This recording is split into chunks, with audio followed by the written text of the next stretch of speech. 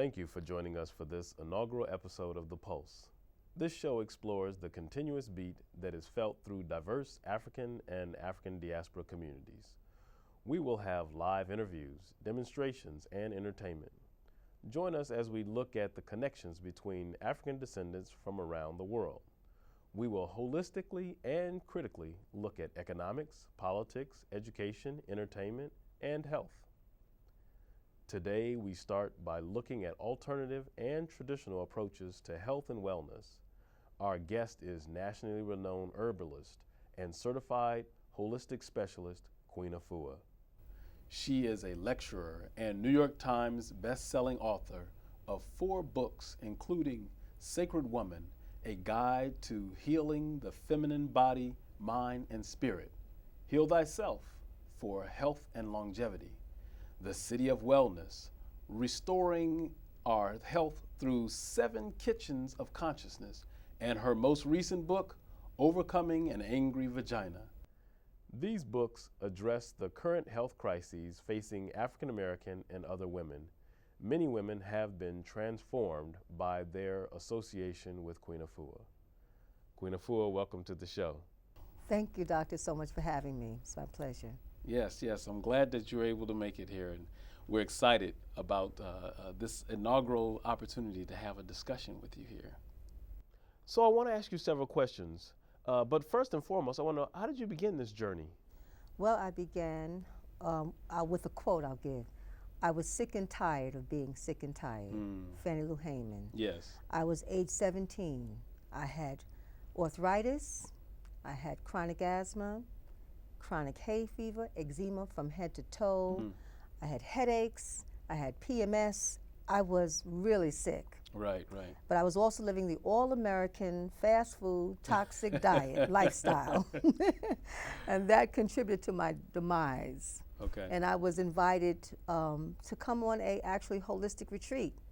It was an African American holistic retreat. Okay. And I came on that retreat, and I remember coming off the bus without my medication. And the asthma kicked in and the eczema kicked in, and I'm saying, oh, what am I gonna do? And I heard an inner voice tell me for the first time, eat grapefruits, lemons, and oranges. And I'm like, what? But I did.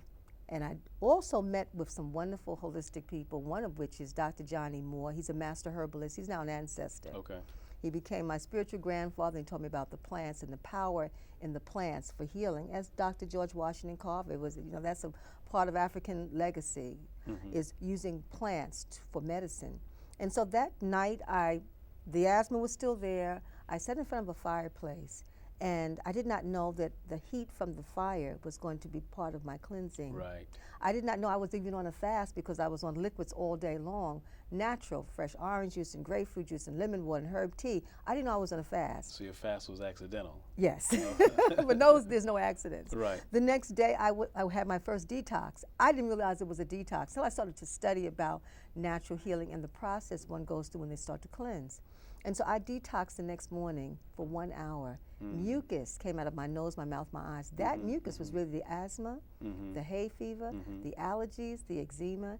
And then I said, wait a minute, how did it go without the medication? It went through nature. Right, and so that's interesting because that's the key. Yeah. Is that we find that when we think about alternative or really traditional, going back to nature, right? Yes. Is that there's so many ways for us to change our bodies that we don't touch on them. Yes. And so I find it interesting because one of the things I was reading about you is that you mix in with this uniquely African-centered spiritual way of thinking about health. So what is that, and how do you do that? How did it all work out? Well, that's years of research and study, and after healing myself and helping my community, I worked on a book called Sacred Woman, A Guide to Healing the Feminine Body, Mind, and Spirit, which led me to research. And one of the top, I would say, historians in the field is Senor Angrasamar Sepata. And he put me on my path to begin to study of the most ancient healers. And when I started to study about holistic health, and I started to see the roots of holistic health from Reiki, that's African natural lifestyle, color therapy, astrology, internal hygiene, colon therapy, which I became a colon therapist, vegetarian lifestyle, healing baths, all of that is part of our culture, our tradition. Okay, so none of this stuff you get in med school. Well, it started with our roots. Right, it's our right, roots. exactly. And then now, but actually, the medical establishment is taking on natural studies now and beginning to incorporate it, because that's the wave of the future, and that's where the people are going. They want to be able to heal themselves and take greater responsibility towards their wellness. So they're seeking our traditions and our ways. So tell me, there's a lot of different women who come to you, and they're looking at all these issues concerning spirituality. But how does spirituality fit within the context of your what you do? Is it just about the Kemetic tradition, or are women welcome from all different spiritual backgrounds? Well, I'm glad that you didn't say religion, because I'm not practicing religion. I'm practicing a way of life, and our ancestors taught based on a way of life, and that lifestyle was based on ma'at. And an English translation would be balance. That's what holistic health is about. That's why you would go to spiritual houses, is to get the balance, to get the harmony. Right. And so that term is called ma'at, which means balance, truth, righteousness, harmony, reciprocity. Right, right. And Is that's that a something we all Kemetic term, need? right? It's a Kemetic term that we all need, that balance. And it's based on a scale. Okay, what do you mean by that? A scale. On one side of the scale, there is the feather, and the other side is the heart. And it says that our hearts, our ancestors have told us that our hearts must be balanced every day. And if our hearts are heavy, that's an aneurysm, a heart attack, a stroke, depression, violence in the home, quick to argue. All of these are dysfunctions that we have because our hearts are not balanced, and we don't know how to live a balanced lifestyle. Right. So I go back to the beginning. And that's a connective point for all the spiritual houses, whether you're Yoruba, whether you're Kemetic. Well, Kemetic is the foundation. Whether you're Christian, whatever the houses that you're in, we all need that balance and harmony. So the women come from all four directions to learn how to awaken the healer within her, so that she could be more effective in healing her family. And herself as a foundation, her family as an extension. And now, when you're talking about healing, I know a lot of your works focus on women. Are these things also germane to men? Well, I'm so glad you asked me that question. Just like this is your beginnings. Last night, I have been doing some gathering for the men, because the men have been asking me, Queen, could you say something to us? Could you write to us specifically? Although Heal Thyself and City of Wellness was both men and women, but they want me to say something. So I have been gathering. It's called, and the new book I'm working on right now as we speak, I've never said out loud, is Man Heal Thyself. Okay, well, let's hold that Man Heal Thyself, and we will be back just after a moment. I'm Jessica Mendoza, U.S. Olympic gold and silver medalist. I never take my eyesight for granted. Neither should you. Doesn't matter how old you are, you could be losing your vision to glaucoma without knowing it. Take care of your sight. Schedule regular eye exams for yourself and those you love. Call 1-800-437-2423 or go to ahaf.org for free information and publications from National Glaucoma Research. Every day, thousands of people are diagnosed with macular degeneration, a disabling eye disease that leads to severe vision loss. As a scientist conducting research for the American Health Assistance Foundation, I want you to know that there is hope that a cure and new treatments for macular degeneration will soon be found, but only if we can continue our groundbreaking research. Learn about my research. Call 1-800-437-2423 or visit ahaf.org for free publications on eye disease. Now let's get back to our conversation with Queen Afua. And we were just talking about your brand new book that you're working on. You're working on something special here for men. Can you tell us what the title of that is again? Well, it's actually, it's being born. It's in its process. Okay. Actually, I'm carrying it. It's not born yet, I'm carrying it. Because, you know, my intention was always working with the family. Yes. And the women are the ones who come out for the healing, though. Right. So I've taught the women, okay, these are things you can do for your mates, for your children, for the elderly, for the community at large. But now the time has come for me to write a book, just a guide to encourage the men, to inspire the men to heal themselves. And I always felt, well, when the men would ask me, they would say, well, Queen, you know, write the book. I said, but I believe that the men are to teach the men. Right. But I'm a mother, and I have brave sons. Yes. And I believe that I have something that I can give, my portion, which is holistic healing. I can encourage the men, because men are suffering just like the women. The men are suffering from impotency. They're suffering from diabetes. They're suffering from broken hearts. They're suffering from depression. Right. And so there's plants, there's foods, there's juices, there's herbs, there's prayers, there's baths. There's so many ways in which to overcome. And so many of our men, they die early. They leave us 40 and 50 years old. And so families are left without our men. And I would say that this book will help to shore up our community and help to stabilize our families. No, I agree. And as we look here at two of your earlier books, Heal Thyself and The City of Wellness, I mean, I think these are great ways for our community to understand ourselves, really. And they give us this legacy that you're giving now, the continuity. And we're going to bring out your other book in a little while. But I think that here is an example of taking health and wellness into our own hands. Yes. And I think that's the key, right? That you've shown us ways to think about how we control and influence our own lives. And not only our own lives, but the lives in our community, right? Because the two go together. Absolutely. Well, Heal Thyself is even an affirmation. Just to say, once you pick up the book, you actually already thought about, maybe I can heal myself. Right. Maybe I can help myself. Now, if one is seeing their physician, continue seeing your physician. But actually, you can be co-pilots. Right, and you can say, well, I'll take these various foods and juices and herbs, and I'll start to heal myself and flush out the sickness and rejuvenate my tissues and cells. And after a month, go back to your physician and say, wait, we can cut back on that medication. We see there's an improvement. So you don't have to just do it blindly and cause the body to go into shock and trauma. And because if you've been on medication for 10, 20 years, it's going to take a minute to make a shift. Right, right. And so you get principles on how to take that on. And then the city of wellness. You know, a city, if a city is impoverished, if a city is in a state of stress, anxiety, suffering, then that's the city that's sick. The city needs wellness. So the city in this case means what then? The person. Ah. If you heal the person, you heal the city. Okay. One person at a time builds a new city. Okay. So I'm saying that there's a city of wellness. If you start to heal, that means your family can heal. And just like disease can spread, wellness can also spread.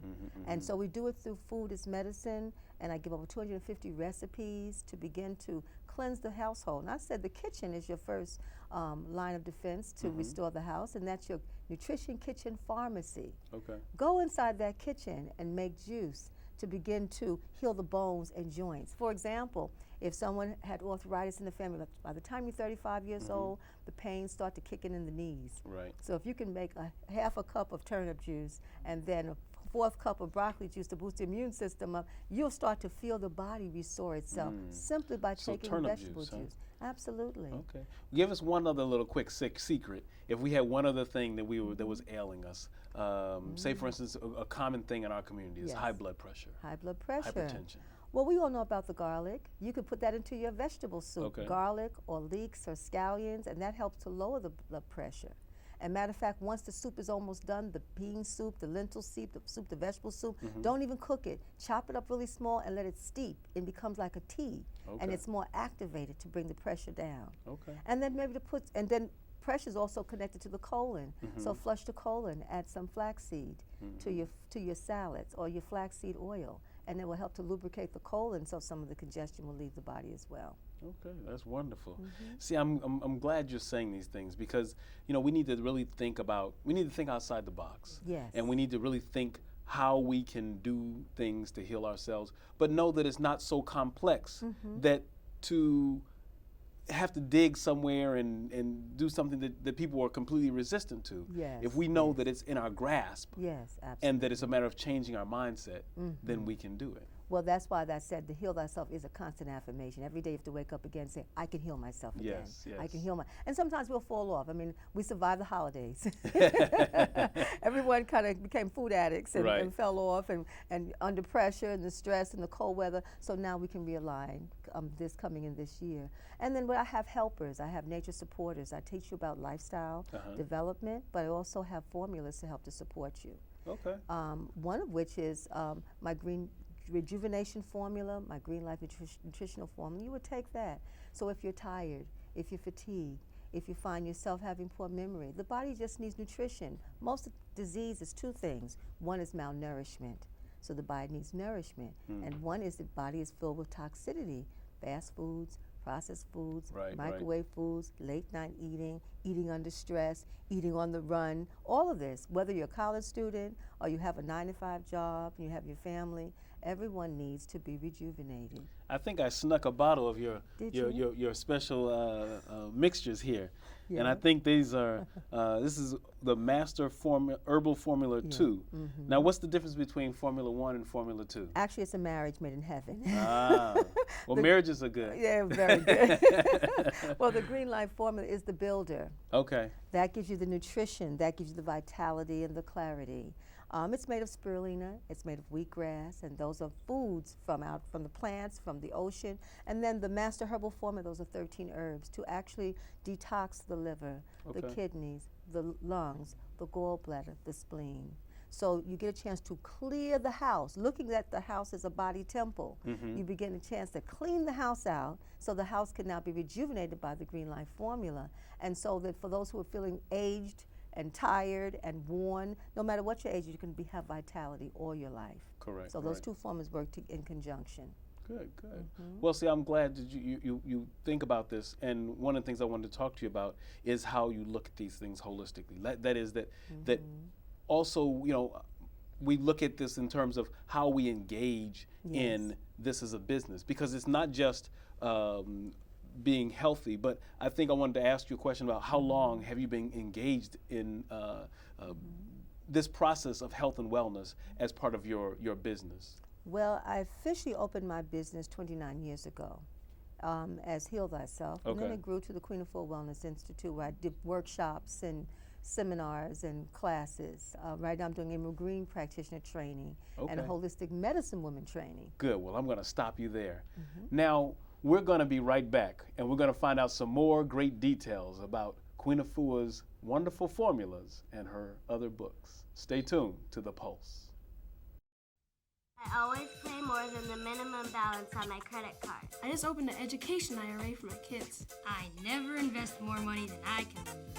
How are you saving for your future? Find out more great ways to save for your future and choose to save. Alzheimer's disease, if left unchecked, will strike millions, including baby boomers, their children, and grandchildren in the coming years. As a scientist studying Alzheimer's disease for the American Health Assistance Foundation, I'm well aware that continued research is our only hope for finding a cure. Call 1-800-437-2423 or visit ahaf.org for free publications on Alzheimer's. Learn what you can do to help battle this deadly disease. We're back with our guest, Queen Afua. Well, thank you again for coming in. We were in such a great discussion talking about this enterprise that you're in, the city of wellness you were saying, and tell us some more about the business that you're in and how you actually got into the entrepreneurial side of it. It happened organically. Okay. You know, it became my calling. I didn't know that. I didn't start off. I was just trying to heal myself. Right. And then people started to magnify, and I started to bring them to me, and I started to give workshops and classes, and I became certified in the work, and just continued to grow. I opened up a wellness center, and then I was requested to write books, and I began to write the books. The community actually asked me to do that. Then I was requested to create formulas, and I began to do the formulas to support and help. And so now I'm teaching others to do the work that I'm doing. That's beautiful. You know, to continue that it be a legacy, that it doesn't stop with one person, that it continues to move forward and really expand throughout our community globally. And that's what we need to do in our community. That's one of our failings, I think, in our community, is that we haven't made this connection between our elders and the youth. That is, that sometimes we want to hold on to things as opposed to making that connection so that other folks can continue it and make sure that everybody has an opportunity to be exposed and be healed or get the knowledge about something. So I really appreciate that you take that effort to train other young folks to do that. Well, if we don't keep a healing legacy, then what will we have for the next generation? Exactly. And this is our tradition, and so we will be lost. And when we don't know how to heal ourselves, then we are diseased people. So I had to keep it going. And then I had to find a way to heal myself enough to stay connected to the youth. Right. Because that is what it is. My youngest son, Ali Terrain, he's taken on the mantle, and so he's now the president of the Queen Afua Wellness Institute. And then my eldest son, Supernova Slam, hip-hop medicine man, he wrote a book. He followed in my footprints called The Remedy. And then he gives workshops and classes at some of the universities and the schools. So that keeps it going throughout generational healing.